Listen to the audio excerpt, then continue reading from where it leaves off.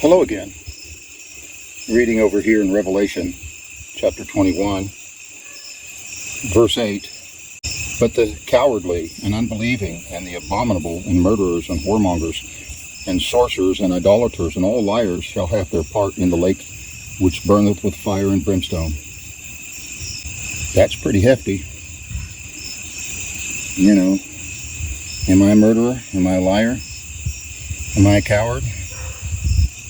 Well, I am a coward, but I confess that.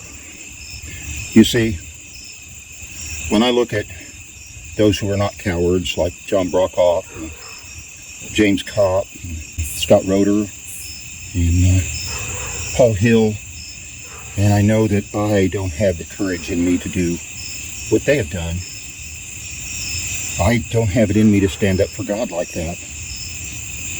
And I recognize that. But I confess it.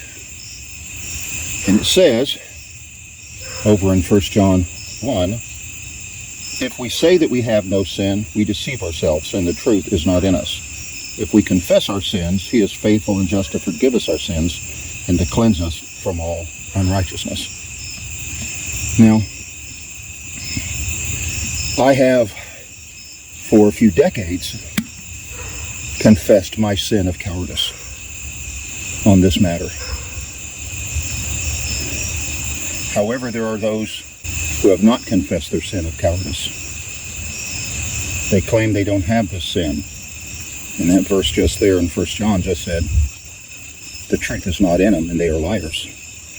You see, if you disagree with what John Brokaw or James Kopp or Paul Hill did,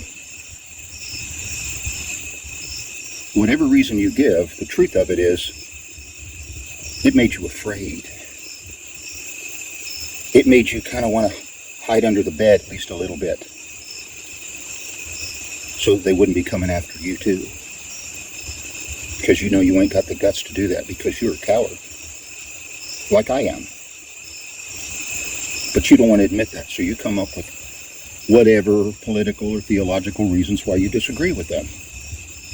The Bible says to confess our sins. He is faithful and just to forgive us our sins. Now, I have, for at least 3 decades, confessed publicly and most assuredly to God my cowardice. Have you started confessing yours yet? For well you know that it's a fool who plays it cruel by making his word